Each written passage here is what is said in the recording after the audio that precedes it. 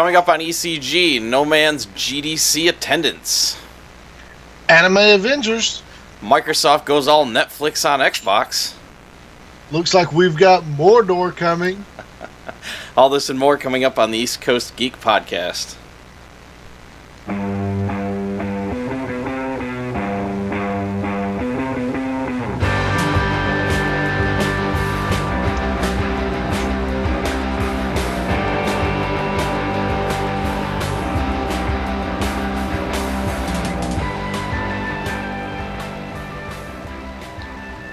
Welcome to episode 90 of the East Coast Geek podcast for Friday, March 3rd, 2017, where we bring you all the latest news and comics, movies, and gaming.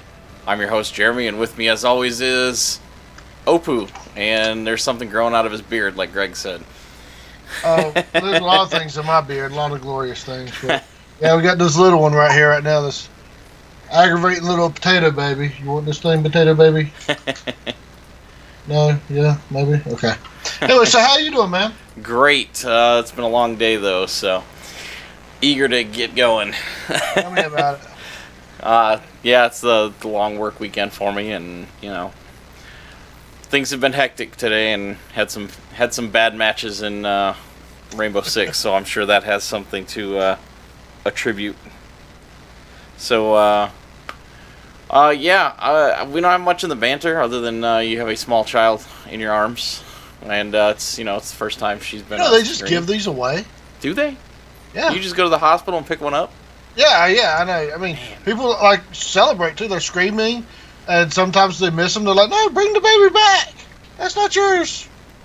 That was funny in my head. But so what do you got for us? Okay, so one picture. All right, I'm gonna go ahead and I want you to tell me who this is. Okay. And it'll take a second for it to show up, I know, because of the delay on the stream. And, I don't want to cut out the bandwidth. Why it's showing up? Neither one of us got the Nintendo Switch, so we can't review it for you guys. Oh, yeah. So okay. That is Scarlett Johansson. As the Major from Ghost in the Shell. Do you remember what her full name is? If I can know it, I can't pronounce it. That's why I just call it the Major. It's Major Motoko Kusanagi. Okay. Yep. All right. Yep. But that's not who this is. Okay. Who is this? So not only have we appropriated the character for the anime, for the live action, I mean, this is Mira Killian. So yeah. So not only not only did we go pull that, but we've also just totally changed the character. So I guess we'll just go with the Major. No, we won't go with anything. We won't go with Ghost. We won't go to Ghost in the Shell. It's March 31st. Are you sure? Okay. That's fine. We'll catch it on the Pirates, I guess. I mean, on places that show these movies for free sometimes. We will buy it like good Christian folks we are, on our way to and or from church. Yes, exactly. All right, so without further ado, I guess we can. I'm gonna have to pull this picture while we're doing this. We'll go ahead and move right into the stuff there. Okay, well, Marvel has announced a new Avengers anime. One, I hope it's better than Avengers Assemble because that was trash and obviously not anime. Which brings us to a quick question. If it's not anime when a Western studio makes the show, like Avatar The Last Airbender, is it anime when a Japanese studio adapts a Western IP? Does that still count? No. Okay, well... we're going to do it anyways, aren't we? We're going to do it anyways. Again, like I said, at least being anime, it's pretty much guaranteed to have decent animation. Again, unlike Avengers Assembled, because that was absolutely terrible, and they replaced Earth's Mightiest Heroes with it, and yes, that was awful, wasn't it, girl? Anyway, so Marvel announced a new television anime series called Marvel Future Avengers.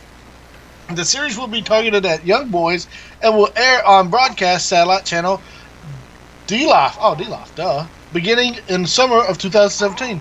The anime's main protagonist is Makoto, a boy who gains superpowers via a gene manipulation experiment. Uh-oh. Mama, you want to come? You want to come and tag out?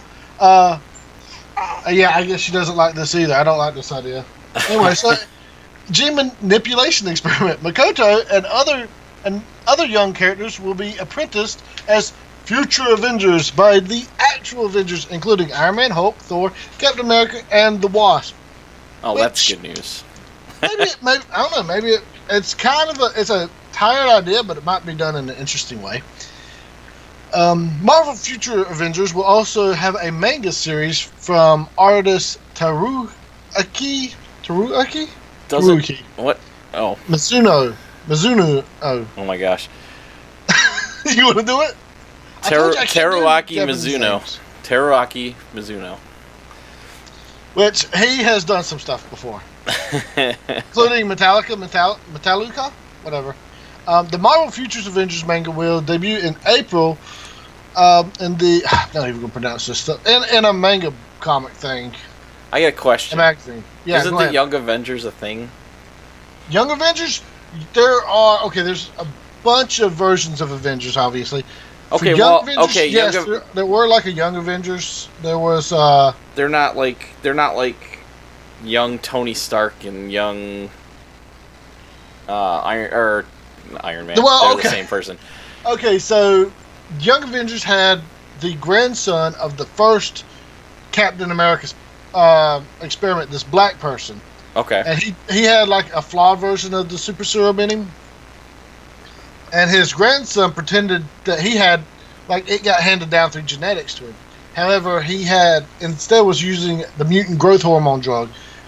But during a blood transplant, with his grandfather, he did end up getting those natural superpowers, or natural, like as in enhanced strength, speed, and everything else, kind of like Captain America. Right. He was a kid named Iron Lad. Iron Lad, okay. I've heard of him. But he's not Tony Stark. He is a young Kang the Conqueror, a time-traveling warlord who goes through time and space conquering. And he decided to visit one young version of himself and say, okay, this is how your life is going to be. And he realized that the older version of himself was a jerk, so he's like, you know what, I'm going to be a hero.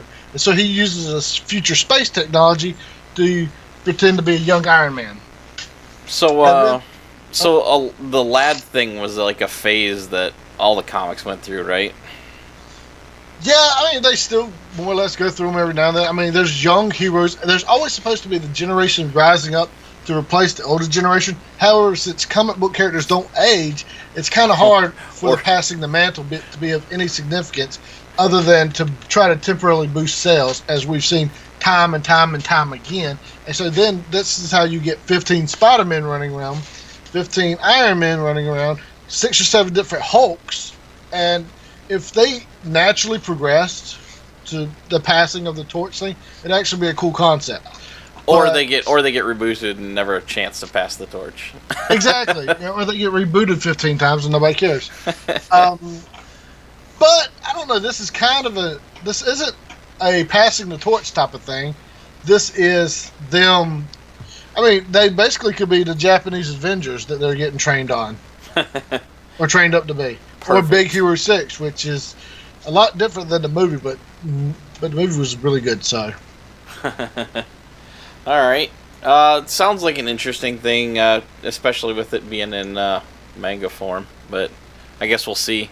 It's probably more of an outreach to try and gain a bigger audience. Possibly. Yeah, I can see that. Hopefully. Again, it would be nice if they just went and made Big Hero 6, which I think they're supposed to be making it into a show. Yeah, they are. They are. And they're getting most of the voice cast. So that's right. That's a good thing. All right, the other thing we got in comics, the Venomverse has been announced. Yes, the symbiotes, tentacles, ensnare the entire Marvel Universe this June. The madness begins in Edge of Venomverse, a bombastic new 5-issue series featuring your favorite characters and creators, and maybe also Dan Slott. I don't know if Dan Slott. I don't know if I like Wolverine or Iron Man or Ghost Rider the best. Yeah, which you would think that Venom being weak to fire, Ghost Rider would not get a symbiote. Is the But bottom right? Which one's the bottom right one? which all one? the heads. The bottom right one. That is the Madness. Okay. Venom. If you see, can you see over there in that corner? Probably not. It's probably too small, anyways. Okay, well, I've got an action figure of him like doing the multiple head okay. thing. Oh, that's cool. It's way up there, past the Mega Man and Proto Man. It's way up there. Anyway, so what it is, and now that Wolverine actually has been in one of the video games in Spider-Man Web of Shadows.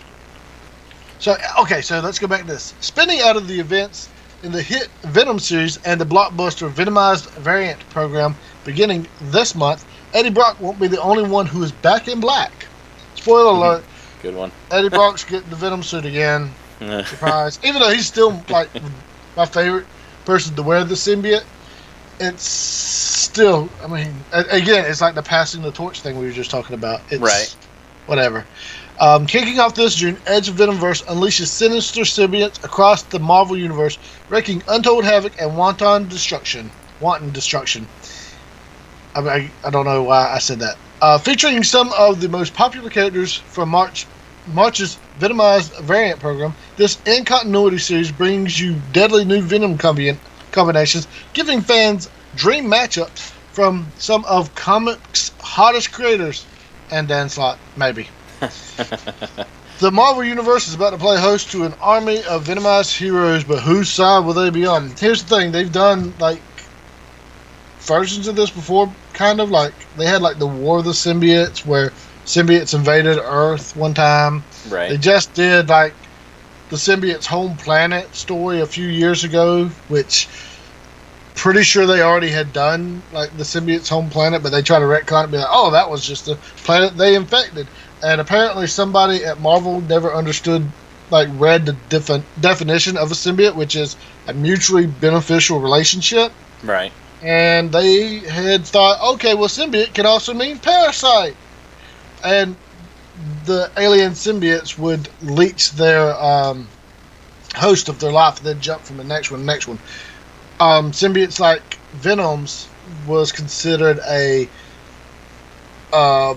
abnormal symbiote, which happened every few generations of symbiotes, I guess. All right. And was exiled from their race because it actually didn't want to kill its host. It wanted to merge with them. Right. So as symbiotes do. Yeah,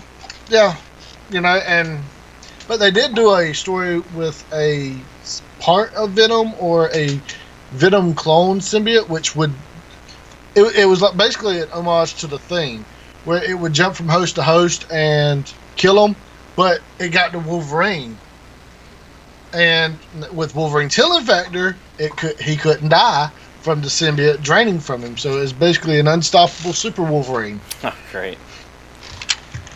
But he didn't look like this one. This one looks like from the Web of Shadows. That's why I said Web of Shadows as opposed to that Venom, The Thing. And when I said The Thing, I mean the horror movie from the 80s, not Ben Grimm.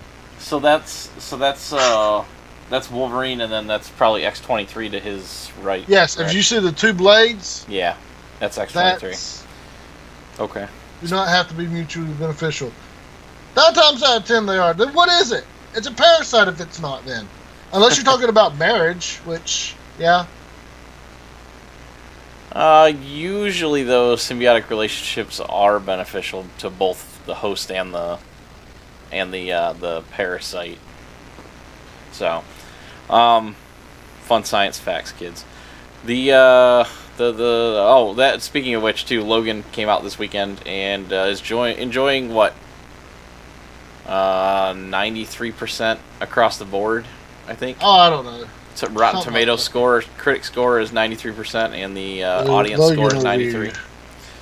So, let's see. Logan, IGN scored it at 9.7. Rotten Tomatoes, 93%. IMDb is 8.8. IMDb don't know what they're talking about. I've heard it's great. I've heard it's a really, really good story. Like, wait, when I click on Rotten Tomatoes, it says 94%. Critic score or audience score? Yeah, the tomato meter. The audience score is 95. Somebody else chimed in and upped the point a little bit. That's all. Maybe. So I don't know. Like, I don't like to go by reviews.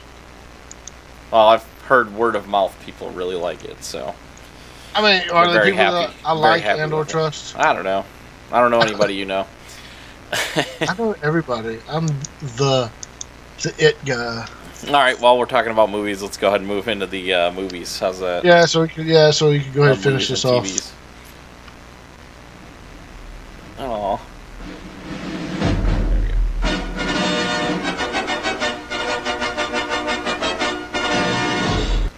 All right. Good news on the Marvel front.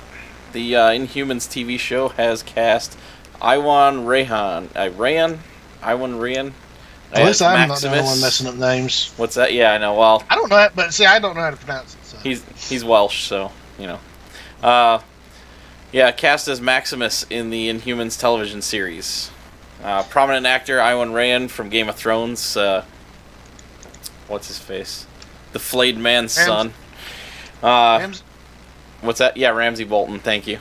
Has been cast in the lead role of Maximus in the Marvel's Inhumans television series. Marvel's Inhumans will explore the never-before-told epic adventure of Black Bolt and the royal family. In the series, Maximus is a clever and charming Inhuman that is fiercely devoted to the people of Attilan. Yeah, Attilan. It's Attilan. Okay. So that's the problem with a lot of these like names now. They're going to be pronounced for like the first time. Yeah. That I know of. So. All right. Where'd I leave off? Especially his brother, the King, although he harbors an intense desire to wear the crown himself. And yeah, sounds familiar, right? We all know how that turned out. Did you write this note here, or did I write that? I can't remember. Yeah. I hope he's not being typecast, but he does look like the character, doesn't he? Yeah. He's such a nice guy, too. That's the worst part. Between him and, Jack Gleason, who played Joffrey. Really, really great actors that, made you hate them, but that's just the mark of a true good actor. And unlike everybody appreciated his performance, then poor Cersei, Lena Headey. They like people can't get over that fact that she's evil in the show, and that she's not evil in real life. That she's actually sweet. So yeah. I feel bad for her. But not only that, but several people have been cast this week, and I just found out about these others. We've got. Okay, so here are some of the characters that are going to be in the show. We've got Gorgon cast. He's the Inhumans military chief, an Inhuman with super strong hooved legs that he can use to create shockwaves. He usually jumps and then slams down, but he can stop them. We have the Inhuman Princess Crystal, sister to Medusa, and capable of controlling the elements. Never mind. I was thinking about somebody else. So Crystal, yep, which actually married Quicksilver in the comics at one point. Oh, interesting. Then we have Triton, a fish-like scaled Inhuman who can live underwater, which doesn't sound that great because they live on the moon and they don't have to breathe in space. So I guess because he's adapted to the pressure. Right. And swims good. So right. We can say that, right? Then we have Arwen, the head of the royal family's guards. Then we have Ellen Woglum as an undisclosed character. I'm not going to... I can't name... the reason I didn't name the names is because I can't pronounce Gorgon's name. Emi Ikwakor? That's the actor's name. Oh, we okay. have Isabella Cornish. We have Mike Moe for Triton. Sonia Balsmore as Aran. Ellen Woglum. Gosh. She's the undisclosed character described by Marvel as a space-obsessed employee at an aerospace company who is smart, intense, and focused. So focused that oftentimes social skills take a backseat. So it sounds like they're trying to make her into the Felicity of this show, where Felicity says all this snarky stuff, and she's supposed to be super smart, people, and she's supposed to be really clever, and she's not at all. So hopefully her character doesn't suck. But next week on Felicity and Friends. But what else besides one of the main villains of Inhumans, Maximus, being cast? Lockjaw has been cast. If you don't know who Lockjaw is a giant dog-like creature that has been part of the Inhuman storyline since 1965. Lockjaw is the royal escort to the Inhuman royal family, and also their most important transportation. Aside from precognition and super strength, Lockjaw can teleport. Oh. And so think of a massive English bulldog with like this little symbol on his head. He's usually got these like little antenna things. Kind of looks like Black Bolt's antenna, but not exactly. Also, Lockjaw is not technically a dog. He is a Inhuman, which is like a person who got transformed by the Terrican mist to look like that. So he still has his human level intelligence, or whatever you want to say, human intelligence or Inhuman intelligence. So it's kind of weird. Everybody treats him like a dog, and they hug him, and he licks them and stuff. But Lockjaw is really cool, and he can teleport just about anywhere. And I don't think they've ever established a limit of how much he can teleport. He's teleported hundreds of people before. I think he may have been able to teleport the entire city of Attilan. We'll find out when the show comes on how it's pronounced. And it might have been in. I don't know. I fell off, so don't ask. I gotta go back and catch up. And we haven't even gotten to these two yet that I put up on the picture there. Anson Mount from Hell on Wheels. Wonder Woman. Lockjaw is awesome, but yes. Anson Mount from Hell on Wheels and Conviction has nabbed the central role of mute Inhuman King Black Bolt. And Serinda Swan of Graceland and Tron Legacy will play Medusa, the Queen of the Inhumans and wife of Black Bolt, and a hero in her own right. Now, apparently should have been Wonder Woman.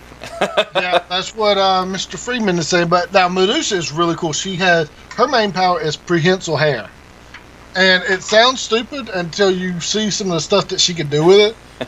It can really grow as long as she wants, and each strand of hair is basically as strong as steel. I don't have my specifics in my brain of her stats, but she's actually pretty powerful. Of course, nobody really can rival Black Bolt in terms of raw power, at least within Inhumans. If you don't know Black Bolt has super strength, super speed, and his most potent weapon is his voice. It is not sonic based because it obviously works in a vacuum, but he destabilizes things on a molecular level based on how he projects his voice. If it's a whisper, it might just destroy a room. If it's a shout, he could blow up a mountain. Who's the one that was in Agents of S.H.I.E.L.D. that has that sound wave that affects people? That was not Black Bolt. Oh, well, who was it, though? I don't remember who it was. I'm trying to remember who it was. I think he was an original, because I don't remember that one being... Right. Yeah, and you know what he does look like? He'll have to shave his head probably or cut his hair short, but he does look like Black Bolt, don't he? He definitely has like the cheeks and like the jaw and nose for it. Alright, so the Inhumans will be released in 1,000 IMAX theaters, where the first 2 hours of the show, directed by Roel Rain, will be aired for 2 weeks, starting with the Labor Day weekend, which is the first weekend of September. So you'll be able to see it in IMAX first, and then it goes right to TV after that within the next few weeks, because Sweeps Week's right around there. So I would imagine they'll re-air the first 2 episodes as either a 2-hour intro or first weekend, second weekend. Man, they're going to have a budget. I guarantee you, Lockjaw's going to appear once or twice in the pilot, and then he's only going to appear once every now and then. Have you watched any of the Agents of S.H.I.E.L.D. show? They'll have the budget. Disney's throwing money at this property. They're not afraid to do it. So. Yes, Ghost Rider did look good, but then they came back and said, okay, he's probably never going to show up again because we can't afford him. Oh no, seriously? I'm pretty sure. Well, maybe that means he's getting a movie. He's gotten 2. I know. Okay, he's gonna get a good movie. How's that? Okay, there you go. That doesn't star Nicolas Cage. Eating jelly beans. He wasn't terrible, but still. All right. Next thing. DuckTales trailer. DuckTales trailer. You're gonna be disappointed. You're gonna be disappointed in me. You didn't like it. How did you not like it? I don't know if okay, so do you remember what I told you about the Wind Waker back in the day on the GameCube? No. I didn't like the art style. I did not like it. To the point where I refused to go pre-order a system or the game until I actually tried it, and it was actually really good. I don't know. We'll see if it recaptures the, what's it called?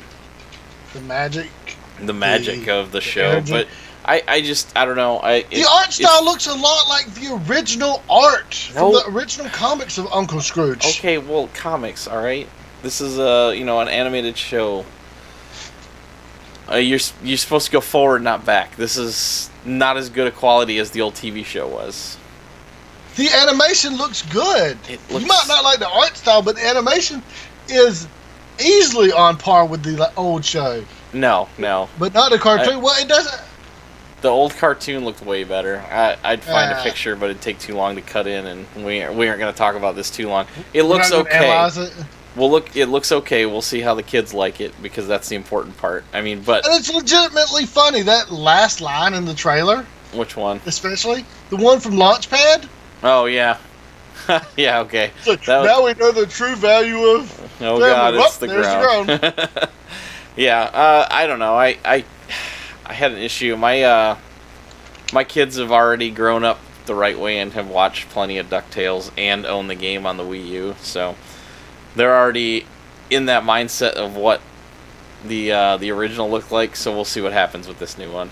Oh, wait, so now I'm cool with the adaptation changing, and now you're wanting it like the original. Even sometimes... though technically I'm more in the right, because I want it like the original, the comic. Sometimes the original's better, the original show. I'm just saying, it didn't work for the reboot of the Powerpuff Girls.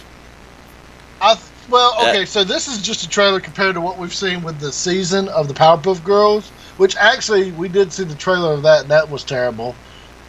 This one doesn't seem like it's like Greg saying, it's potentially looking well written as opposed to relying on really old memes for their jokes. And Powerpuff Girls, the reboot, kind of missed the point of the show, which is, it's okay to be cute and kick butt, and that girls aren't necessarily different from boys. They're both people and they're both kids, and they can sometimes like the same stuff. And it even slapped feminism in the face originally. Because they had that feminist villain, if you remember that. Yeah.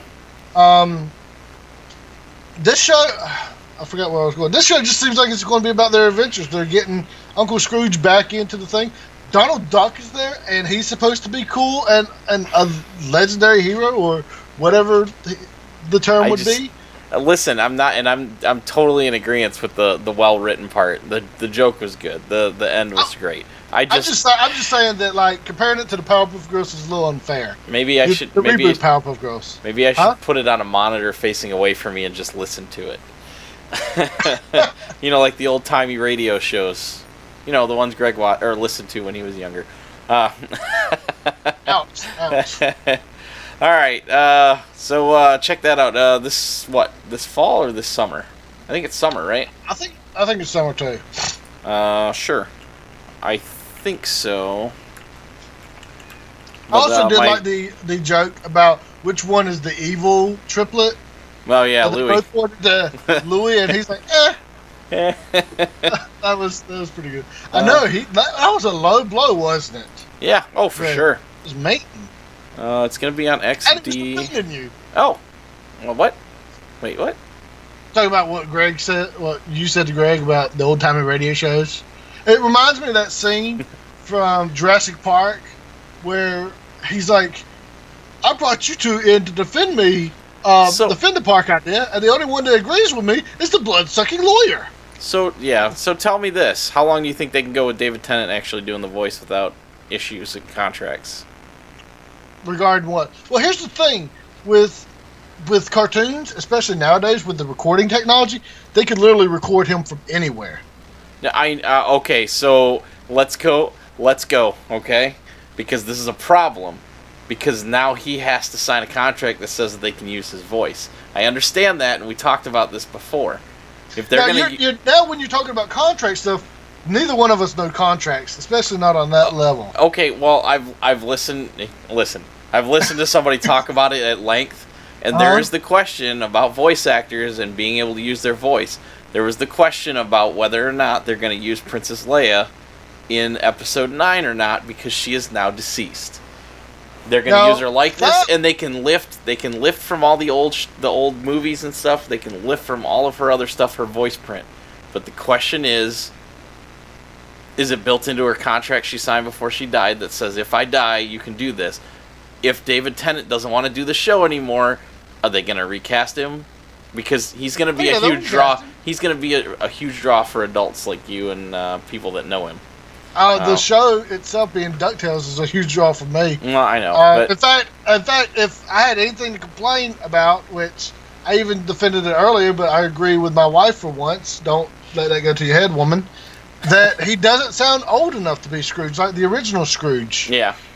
That was my one complaint. Even though I feel like they're trying to youth him up a little bit more, so he's not that crotchety, because he was pretty crotchety in the old show, even though he was really good with the kids and stuff. But as for your thing, it's voice acting versus live action, where they sign their likeness to the character. Yeah, but I don't for know what period of time? Goes under likeness, but they can say, well, your personality and stuff comes out through your voice a lot. We're now talking about current events as far as the rights to a person's voice. Another thing, she's deceased, so it's her family that now have the rights or whatever. No, it may not be. It may not be. I'm telling you, this is it depends on how she wrote the contract. Yeah, this is a current thing that people are starting to go through, and the whole deal with Tarkin. Spoilers. I'll give you an example. Courage the Cowardly Dog, the original Old Man voice actor, passed away. Right. What they did, I don't know. Again, this is not contract stuff, so I'm not sure what happened. But apparently, they allowed him to do this. They recast him, but to blend them together, they would use clips of his old voice, like the reactions, like the what, hey, and stuff like that, and they would blend those two together, so it made it tricked your voice. What? I understand, but that was back then. This is like a current events type thing that needs to be looked into more. I'm just giving you examples, man. I am telling you that they are not allowed to do that anymore unless explicitly said in the contracts. So if David Tennant decides to fall out, sometimes shows tank after they change a main voice actor.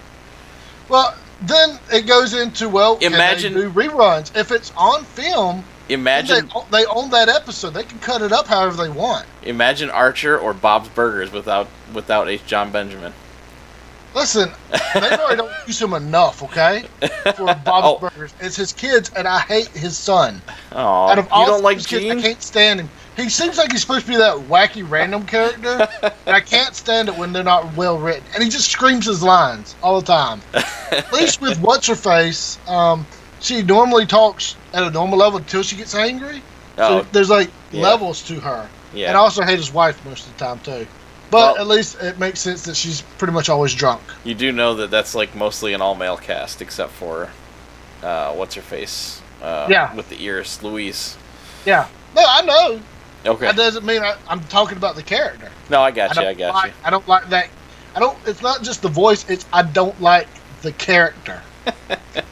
As in, I don't like the way it's designed. I don't like the concept. I hate the random goofy character all the time. They're rarely well done. One of the good ones was Ed from Ed, and Eddie. Yeah, there you go. One of the worst was from Cat Scratch, if you remember that. Mm-hmm. They got one of the best comedic voice actors. Well, not just voice actors. One of the best comedians going right now. And yes, I know my voice is awful too. So I don't know why I'm doing a podcast because I have a dumb voice. But they just wasted it by having him say random lines. Anyways. All right. Well, let's get into this last one here, which is interesting because I've never watched, but I do like the style of the show. Even though it's a little different than the original that I grew up with and know and love. It's like, leave my Ghostbusters alone. Now, the CGI Teenage Mutant Ninja Turtles, or TMNT as it's known, is being canceled and replaced with a 2D TMNT sequel, spin-off, reboot. Whatever it is. Whatever it is. And I love that you grabbed this picture. So this show, I really enjoy the CGI turtle show. I didn't think I would, but the new version of the theme song, which is a rap song, actually grabbed me. I thought it, I don't know, I enjoy it. I actually downloaded it and listened to it for a long time. Yeah. I don't like that they went so anime-ish on stuff. With like they did like the Teen Titans thing where they'd have the anime reactions, which really like take you out of I just don't like the anime reactions when they do them all the time. Certain ones are okay, like the big white eye thing. I don't mind that when it's done right. But I love that they have like you can see their eyes in this picture, right? But when they go into serious mode, like ninja mode, their eyes all turn white and stuff, and they get the slit Batman eyes. It's really cool. Their pupils disappear. Yeah. Yeah. Okay. But I mean, like the Batman eyes. Everybody knows the Batman eyes, like the sharp angles, and it's just all white. Yeah. Like they get that expression. It's actually really cool. Love me some animated. And it's surprisingly dark for what it is, you know. Yeah. Yeah. Unfortunately, like I grew up with the original Ninja Turtle show too, and I still love it. I've got it on DVD, the full collection. I've even got it in the Turtle Van case, which I got for Christmas. Yes, quit staring at me. But it's not the best well animated. When you go back and rewatch it, which I've done, like sometimes the voices are coming out of the wrong characters. Sometimes their colors aren't right. It's still fun and goofy, but I enjoyed this, which had a mixture of both the funny and good action scenes. Especially that one time Splinter took down the crocodile guy. I can't remember his name, but he took him out so fast. It was so cool. Killer Croc. Cool. No, I'm just kidding. Okay, so anyways, let's get into this a little more. In a tweet from the official TMNT account owned by Nickelodeon, they announced that there would be an entirely new Ninja Turtle series coming in 2018. After being pressed on the issue, they confirmed that Season 5 would be the final season for the current animated series, stating that there are still 20 episodes left, which will air throughout 2017. The current working title for the project is Rise of the Teenage Mutant Ninja Turtles and will be co-executive produced by Andy Serrano and Ant Ward. You know what? Here's the problem with the CGI Ninja Turtle movie that came out in 2008. The emotional crux of the movie was Leonardo versus Raphael, right? Then they had this overarching the demons and stuff thing, and it didn't feel like I didn't care as much as I cared about that. Sure, they tied together somewhat, but also my big complaint is they had that beginning part which explained where the characters came from, and then they had April O'Neil do an info dump of it right at the end. It's like they put it in that first part because they didn't think kids would understand when she explained it, and it's I don't know that part of the overarching story was not well done to me, but the Leonardo versus Raphael thing was absolutely amazing, especially that fight between them two, when Raphael goes from the Night Watcher armory and armor and weaponry to his size and showed just how dangerous he is, especially since the Sai was kind of designed to counteract swords. Right. So, do you have anything to say? Because I've got one more tangent I got to go on this. You can go on your tangent, because like I said, I haven't watched the show, so I have no frame of reference. Okay, well, definitely check it out. Definitely worth a watch. I think you kids probably enjoy it. But I would like to see a gritty Ninja Turtles animated show on Netflix, like the original comics, like a black and white one where like they only had the color on on their mask, maybe. And even then, they would have to probably do the different colors, even though the original they only had the red. And you could actually see what their original personalities were like. Wrath was actually the best at stealth in their original versions, and Mikey was a berserker. So that would be cool. But I kind of like how their personalities changed over time, and they're what they are now, and I think it really fits all the characters. But it would just be cool to see it mixed up like that a little bit. If only they could figure out how to co-work it in with Daredevil. Well, hey, you say that, right? No, I know. Okay. I know full well what I'm saying. Huh? I says I know full well what I was implicating. Okay. But that would be cool, man. That would be so cool if they could tie that together. Also, it would it would kind of suck. They would really have to rework the original comic stories because Shredder did get killed in like issue 1. Great.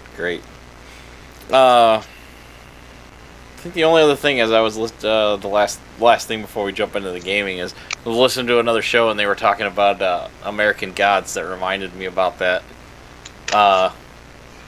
And I know Greg's a huge fan of that book. I still need to sit down and read it. I think I may need to before it comes out. But I hear that the show is only going to go so far into the book. So they only have one book to work with, but it's going to be good, especially with the... But you say that, but supposedly Anasi's Boys was like a semi-sequel to American Gods. Well, Greg can and probably I say confirm that, and one. I'm kind of waiting for Greg to chime in because I've only read Anasi's Boys. I haven't read American Gods. Oh, I loved the Anasi stories as a kid. It was the African spider stories. Oh, if you okay. remember those, the folklore. Let's see if I can pull up. And I know I didn't pull any pictures for this, and this is just like an out of the blue thing. So I'll pull away that really quick. While you're looking at that, while you're waiting for American Gods premiere and want to read it, I was desperately looking for Westworld on Blu-ray today. Oh.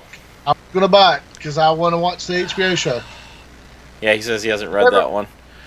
You haven't read Anasi's Boys? It's pretty okay, I think. I don't know. Like, I can't compare it to American Gods, unfortunately, so I can't tell you which one's better. The ending is... Like the climax of the story is okay, but you know what we should do. We'll talk about it. Maybe we can sit down once a week during the episode releases because it's going to be on Stars. Maybe we can sit down with Greg and discuss.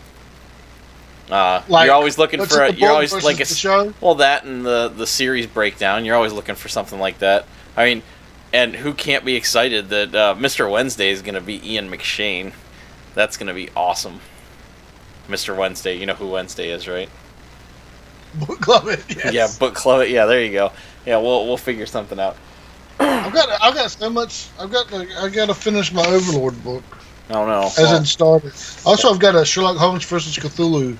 Well, get yourself the audiobook version and listen to it on the way to work. No, disappointing me lately. I've been having bad picks in audiobooks. Well, American Gods, man. There you go. You know. I'll do it if you do it. There's an audiobook of it. There's got to be an audiobook. Come on. Audiobook is not a fraction of what reading is. Reading is so much better than audiobooks. I just do it because I need something, and I don't have time in the evenings to read. Unfortunately, I'm going to start. I got to get a nightlight by my bed so I can start reading at night. So it's not be like the old granny with like those half glasses. Yeah, there you go. All right, let's go ahead and move into the gaming. I'm going to push the button here. Hopefully it's not too loud. I'm so worried about this one. I hate this one.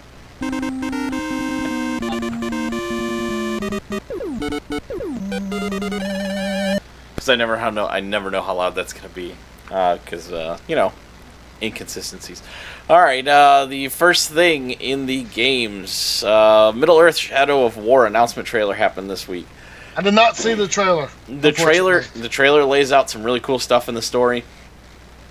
Lots of Mount Doom stuff and the whole rings for the kingdoms of men and all that good stuff. And there's a big Balrog, the big fire dude with the whip.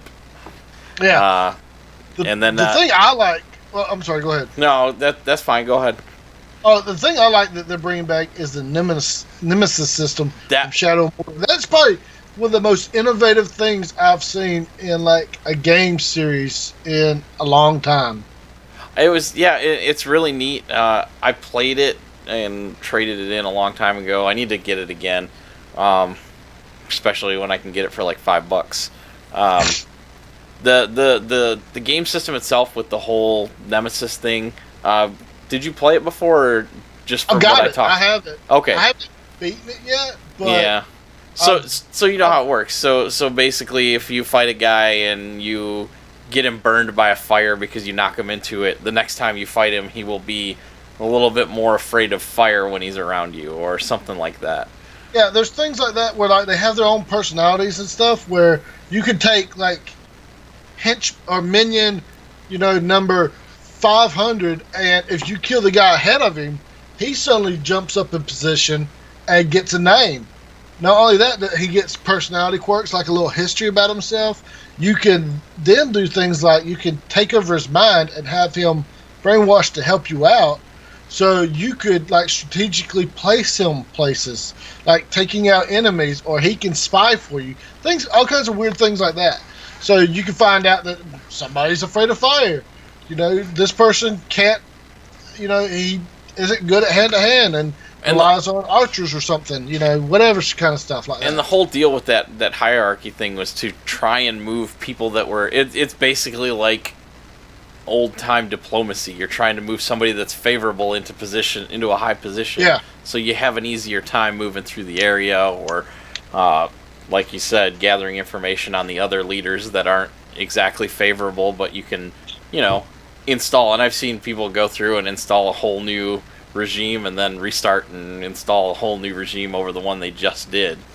So it's really interesting. It's a really great flavor change, because that guy you beat up, you may not have killed him, and he may come back with a vengeance and be a lot tougher the second time around.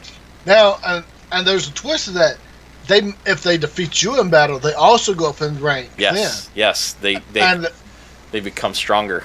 Yeah, they become stronger. They get more minions or whatever, and it gives you more of an emotional attachment to go find him for revenge, which makes it, when you kill, it feels so much better than just killing nameless mooks and monsters or whatever. Like in any of the other games, pretty much. And what's amazing about the game too is somehow, some way, WB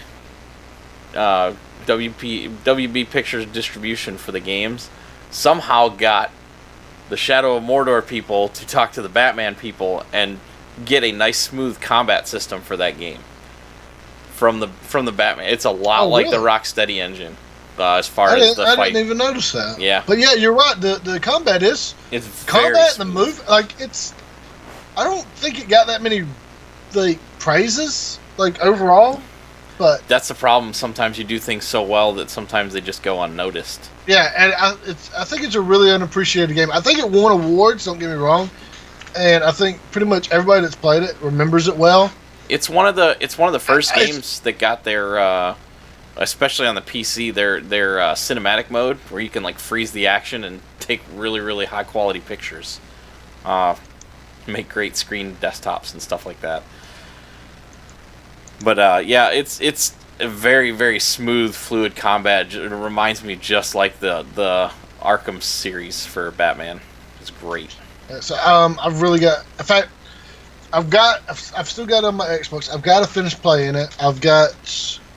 Yeah, I might play it some tomorrow. You need to hurry up and finish it because I'm gonna send you Batman here soon. Also, I gotta hurry up and finish it because the release date is August 22nd, 2017. Yeah. Gameplay trailer soon. Highly recommend you pick up this game and play it. And you know what? And what's even better about this is that they expand on the Middle Earth lore without doing the same crap of whoa, we're chasing after Frodo and them, and we're always just missing them, or we're randomly teaming up or whatever. It completely avoids them. If I remember, it's even before them, anyways. Yeah, because you're dealing with the smith who helped make the rings and all that stuff. So yeah, it's just nice to see. It's just nice because I just keep remembering that game. My buddy played it years ago. It was like the RPG where it was basically Final Fantasy X, Lord of the Rings, but because it had that same combat system. But somehow, he goes from fighting just this random moot to the very end of the game, to fighting the Eye of Sauron itself to distract it long enough so Frodo can go and do his ring thing. It's just so weird. It's that's that RPG one, right? I think so. I'm not sure, but it again, this is probably 15 years ago. That it was he was fighting through the battle of what, Minas Tirith, Yeah. I think, and then all of a sudden it just basically it does a quick cutscene, and all of a sudden he's fighting Sauron, and it's like what? It's like you're missing another 2 hours of gameplay here. So we never figured that out, but I mean he won, and we were like, I really don't want to bother replaying it to see if that was just some random glitch. I don't remember what the title was, but yeah, I mean there's another one, War in the North, that's on Steam for $20, but that's a little more like what it's a little more out there on the expansion of the thing. So, but yeah, this game and the previous look like well, the previous is great for the expansion of the lore, and this one looks like it's going to be even better. It looks like from the story trailer, basically is what we got. It looks like it'll lead to a fight with Sauron and the Ringwraiths. So, excitement abound. But yeah, like you said, August 22nd, 2017, and gameplay trailer soon, so we'll get to see it in action. It was kind of like akin to the Assassin's Creed series, but, you know, a little bit better. Well, a little more coherent story, too. Yeah, like, yeah. At least you're not a brain in a jar or some guy just randomly playing a video game. What was that? What was one of the last ones? Was when you were part of a game company and the Templars were trying to force you to it was Black Flag. make a game. It's like you're not even being subtle about it anymore. You're begging for help. Do we need to break in and save you, game developers? Yeah. All right. Next thing, and you thought this was going to be interesting. So the Xbox One is getting a Netflix-style subscription for games. It's called the Xbox Game Pass, as you can see on the screen there if you're watching the stream. It is a $9.99 a month subscription. It will be coming this spring. It will have a free trial for the subscription, and is currently in testing for people that are part of the what's that pilot program called? The Insider program? Yeah, Something like that. The Xbox Insider program. A very small selection of people are available to do it right now, but we'll include over 100 games, including Halo 5 Guardians, Payday 2, NBA 2K16, and Soul Calibur 2, as well as others, obviously. That's, only a few. But I kind of figure it was going to be along the lines of where the Xbox, what are their Silver Collection called? Their classics, basically. Anything that's within the Microsoft ecosystem, like Fable, stuff like that. Oh, where okay, it's like a Xbox stuff specific. that they own the rights to. Yeah. I figure those games will always be in there. Mm-hmm. And the good thing is if you really like a game, which this is kind of weird, but any game purchased on the service will have a 20% discount. So if you like the game, you can buy it for 20%. Well, you say that it's weird, but Platinum. Netflix, Yeah, they rotate out their stock every now and then. Yeah, no, I get that. But, okay. But if you got enough time, you should be able to beat a game reasonably within a month or a couple of months. So Well, they might be saying, if you want to come back and revisit it. Yeah. Well, because I go back and play old games all the time. No, I got you. But the average gamer these days, they don't do that. You're a dying breed, sir. Sadly, I am. I know. Only available on Xbox One, but it's an intriguing idea. And when the news dropped for this, GameStop's stock prices dropped. Yeah, that's funny, isn't it? It's hilarious because it kind of takes them out of the loop a little bit because even though you don't like the digital age, it gives people the option if they want to. Well, the option is always nice, but I just don't like that risk of, and we've seen some very small cases of games being deleted from hard drives. Again, it's very small, but I just don't want to take the risk. Also, it's not, like Yahtzee Croshaw said, it's not as satisfying to simply delete a game from your hard drive as it is to microwave it or smash it with a hammer. If you're really that pissed off at it. Yeah. Because I've done that before. Kids these days would never understand the satisfaction it was to take the phone handle and slam it down on the receiver when you got done with a call, as opposed to going press or hanging up in the mid sentence. Yeah. And it was easier, and it was easy to place the handhelds as opposed to throwing your expensive $500 phone across the room and it's smashing against your wall. Yeah. All right. So like I said, $9.99 a month. And Quick question. Oh. Which version of Soul Calibur 2 you think it's going to be? Oh, I have no idea. Probably the Xbox version. Yeah, I was hoping it was going to be more of a thing between us where you're like, I don't know, maybe they'll have the Nintendo one, which was the best one because it had Link and he was awesome. I doubt they'll do that. It'll be that was the one that was on the 360, right? Yeah, Spawn was or not 360. Spawn was the Xbox. It was the original Xbox, right? Mm-hmm. Yeah. Oh my God. Wow. So yeah, spring $9.99 a month. If that's your thing, do it. I mean, it's been successful for Origin. Their pass, their access to the vault, all the old Battlefield games and stuff like that. Doesn't Origin kind of like not allow other games on any other system? Yeah, it's only EA. EA. So they kind of have a stranglehold on their IPs. Yeah. If you want to play them. So they probably won't be in there. All right. Now we got what Uplay coming up, right? So Uplay. Yeah, but Uplay has a bunch of... Well, even Origins has games from other ecosystems. It's just that Origins specific season, or not season pass, but the Origins pass not only gets you like a week or two pre-release access to a game, like I think Wicked Hyerson said he was getting access to Mass Effect Andromeda on the 7th or something like that. So he's getting access to that early because of that Origin access. So, but yeah, the Uplay one is they're not there yet. So, all right, let's talk about this last one here. This is a really hilarious story. Hilarious. Very hilarious. No Man's Sky wins an award at the Game Developers Conference, and no one was there to accept the award. It's pretty amazing. No Man's Sky developer Hello Games won the award for innovation at this year's Game Developers Choice Awards, but it clearly wasn't expecting to. As a result, the indie team wasn't there in person to accept the award from host Tim Schafer. We know you like Tim Schafer. I like what Tim Schafer used to be. It's like he's fallen to the dark side, and not the cool dark side. With favorites. We have cookies on the dark side. When Schafer announced raisins. When Schafer announced that No Man's Sky had won the award for innovation at tonight's festivities, he called out "going once, going twice." After it appeared no one was en route to the stage to accept the neon green robot trophy.